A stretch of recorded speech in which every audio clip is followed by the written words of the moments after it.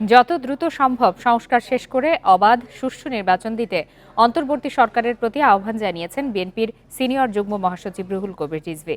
দুপুরে জাতীয় প্রেসক্লাবে দৈনিক আমার দেশ পত্রিকার ভারপ্রাপ্ত সম্পাদক মাহমুদুর রহমানের মামলা বাতিল ও আমার দেশ চালুর দাবিতে মানববন্ধনে একথা বলেন তিনি।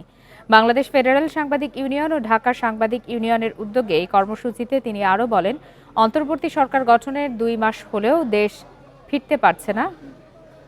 ফিরতে পারছেন না বিএনপির ভারপ্রাপ্ত চেয়ারম্যান তারেক রহমান।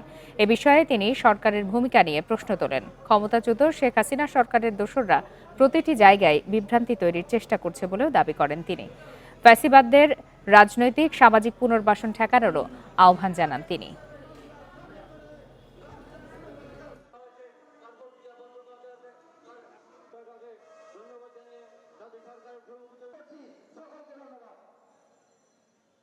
সংগ্রামে উপস্থিতি এই পর্যায়ে শহীদ ঢাকা সাংবাদিক ইউনিয়নের কার্যনির্বাহী দেশে ফেরার পর আমরা আশা করেছিলাম তাকে আমার বক্তব্য শেষ করছি।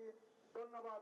বাংলাদেশ তাদের এই ক্ষমতার জন্য অতি শীঘ্র অতি তাড়াতাড়ি আপনার অবাধ সুষ্ঠু নির্বাচন দিতে হবে।